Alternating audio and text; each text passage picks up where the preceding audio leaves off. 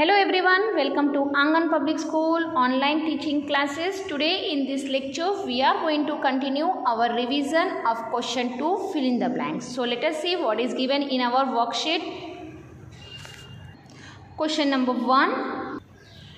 The cost price is more than selling price, there is dash. अगर आपकी cost price आपकी selling price से ज़्यादा है तो हमें क्या मिलेगा? We will get a loss. What we will get? We will get loss. 7 part out of 100 is represented as 7 out of 100 को हम कैसे लिखते हैं? 7 upon 100. Unit of both the measure should be dash for the ratio. अगर आपको कोई भी 2 quantities का रेशियो फाइंड आउट करना है तो सबसे पहले हमारे पास क्या होना चाहिए? हमारे पास उनकी यूनिट्स सेम होनी चाहिए. If x ratio y proportional to a ratio b then xb is equal to dash. ये कह रहा है कि अगर x ratio y proportional to a ratio b है तो xb की वैल्यू कितनी आएगी? Since it is in proportion तो हम proportion की जगह पे कौन से साइन इंडिकेट कर सकते हैं? इक्वल की sign. So x ratio y equal to a ratio b. x ratio y जो है equal to a ratio b हो जाएगा. अब हम इस रेशियो को फ्रैक्शनल फॉर्म में लिखेंगे तो x upon y is equal to a upon b. Cross multiply करें तो क्या आएगा? y into a is equal to x into b. Therefore y into a is nothing but y is equal to xb. तो xb की value क्या है? ya. Now see the question 5. Fractional form of 20% is. अब हमें 20% को किस में लिखना है? फ्रैक्शन में. जब हम फ्रैक्शन में लिखना होता है हमें कोई परसेंटेज वाला क्वेश्चन तो हमें क्या करना है? परसेंटेज को रिमूव करके 100 से डिवाइड करना है. यानी कि 20 upon 100. 0 0 cancel. 2 1 2 2 5 10 which is equal to 1 upon 5 is the fractional form of 20%. Question 6. Simple interest of rupees 500 at 15% for 2 years is. आपसे कह रहा है कि रुपीज़ 500 at 15% 2 years का सिंपल इंटरेस्ट कितना आएगा? सिंस 500 क्या हो जाएगा? प्रिंसिपल. R क्या हो जाएगा? Rate of interest. और T क्या हो जाएगा? Period of time. हमारे पास सिंपल इंटरेस्ट का फॉर्मूला क्या है? PRT upon 100. PRT upon 100 is the formula for the simple interest. यानी कि P की वैल्यू क्या है? 500 इंटू 15 इंटू 2 अपॉन 100. 0 0 कैंसल. 15 2 ज़ा 30. 30 2 ज़ा 150 is the simple interest of your question. Now question 7. 12% is equal to 20% of dash. ये कह रहा है कि कौन से नंबर का 20% आप करोगे तो आंसर 12 आएगा. तो यहाँ पे जो अननोन वैल्यू है उसकी जगह पे मैंने x लिख लिया. अब हम इसे अगर रीड करेंगे तो x ऑफ 20% इक्वल टू 12. तो हम क्या करेंगे? इसे स्टेप टू स्टेप सॉल्व करेंगे. तो 20% की जगह पे परसेंटेज की सिंबल को हटा के नीचे हमने 100 लिख दिया है. क्रॉस मल्टीप्लाई करेंगे तो 10. 100 जो डिनोमिनेटर की पोजीशन में है वो न्यूमरेटर की पोजीशन में आ जाएगा. तो 12 into 100 is equal to 20 into x. So 12 into 100 upon 20 equal to x. 0 0 cancel हो जाएगा. 2 1 ज़ा 2 6 ज़ा 6 10 ज़ा 60 इज योर आंसर. ना question number 8 what it is given. Question number 8 में कहा है an item whose cost is 70 rupees. एक ऐसी आइटम जिसका कॉस्ट 70 रुपीज़ है. अगर इस कॉस्ट को 20% इंक्रीज कर दिया जाए तो फिर न्यू कॉस्ट कितना आएगा? इन्होंने कहा है अगर आपकी आइटम है जिसका कॉस्ट 70 रुपीज़ है उसे 20% इंक्रीज कर दें तो न्यू आइटम कॉस्ट कितना हो जाएगा? तो हमें यहाँ पे इंक्रीज परसेंटेज की वैल्यू दी है तो हम इंक्रीज परसेंटेज की फॉर्मूला यूज़ करेंगे. इंक्रीज परसेंटेज का फॉर्मूला क्या है? Increase value by original value into 100। Increase value कितनी है आपकी, नहीं पता, वही तो हमें फाइंड आउट करना है।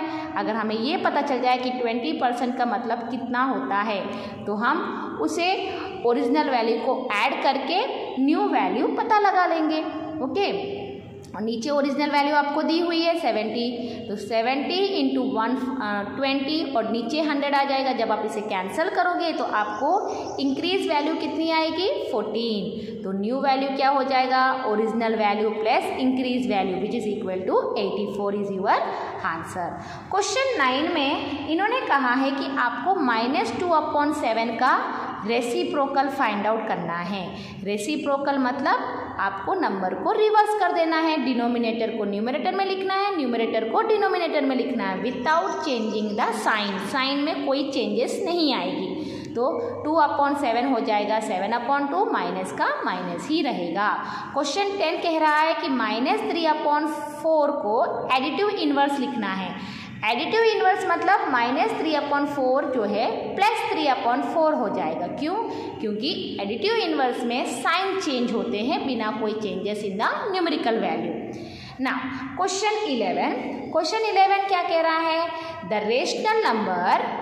Rational number includes integers and fractions. Question 11 कह रहा है कि रेशनल नंबर जो है वो इंटीजर्स एंड फ्रैक्शंस को इंक्लूड करता है।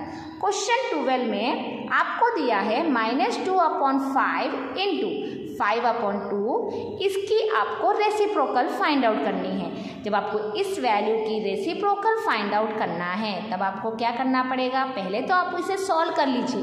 तो 5 कैंसिल हो जाएगा, 2 कैंसिल हो जाएगा, तो आपको बचेगा -1 और डिनोमिनेटर में कुछ नहीं है, इसका मतलब 1 आप लिख सकते हो। जब आप -1/1 को रेसिप्रोकल करेंगे तो फिर से आपको -1 ही आएगा। Question 13, 0.8 is represented has dash in P/Q form. ये कह रहा है 0.8 को आपको P/Q फॉर्म में लिखना है, यानी कि फ्रैक्शनल फॉर्म में लिखना है। तो अगर हम इस पॉइंट को रिमूव कर दें तो 8/10 आएगा। 8/10 को अगर आप यहीं पे अपना आंसर स्टॉप कर दे तो भी करेक्ट है, और अगर आपने कैंसिलेशन करके किया है तो भी आपका आंसर करेक्ट है। क्वेश्चन 14 में आपसे कहा है कि 22/-77 का स्टैंडर्ड फॉर्म लिखिए, यानी कि आपको 22/-77 को कैंसिलेशन करके करना है। तो 11 की टेबल से अगर आप कैंसिल करेंगे तो 11 2 = 22, 11 7 = 77। ओके, तो आंसर कितना आएगा, आंसर आएगा -2/7। क्वेश्चन 15 क्या कह रहा है, dash numbers are also called counting number. किसे हम काउंटिंग नंबर्स कहते हैं, natural numbers are also called counting numbers. Next question 16, 1 hectare is equal to dash metre square. 1 hectare में कितने मीटर स्क्वायर होते हैं, 10,000 metre square. Area of circle is equal to πr square. Area of circle is equal to πr square. The perimeter of a square with length 6 cm is। perimeter of a square, आपको length of A square दिया है, perimeter of A square find out करना है। तो perimeter of A square का formula क्या है, 4 × side. तो 4 × 6 इज इक्वल टू 24। क्वेश्चन 19, आपको बेस ऑफ द ट्रायंगल दिया है, हाइट ऑफ द ट्रायंगल दिया है, आपसे कहा है कि area of A triangle find out कीजिए। एरिया ऑफ ए ट्रायंगल अगर आपको फाइंड आउट करना है तो हमारे पास फॉर्मूला क्या है, half base into height. Half 10 × 8, 2 1s are 2 5s are, तो 8 5s are 40 centimetre square is your answer. Question 20 में इन्होंने कहा है कि अगर आपकी सर्कल का रेडियस का वैल्यू 7.5 सेंटीमीटर है तो आपकी डायामीटर का वैल्यू कितना होगा। तो diameter is equal to 2 × radius. जो रेडियस की वैल्यू है उसे हम 2 से मल्टीप्लाई कर दें तो हमें डायामीटर की वैल्यू पता चल जाएगी। 2 × 7.5 इज इक्वल टू 15.0। क्यों, क्योंकि 1 नंबर के बाद पॉइंट लगाना है। Therefore diameter is equal to 15 centimetre. ये है आज का lecture. We will meet in the next lecture with a new topic.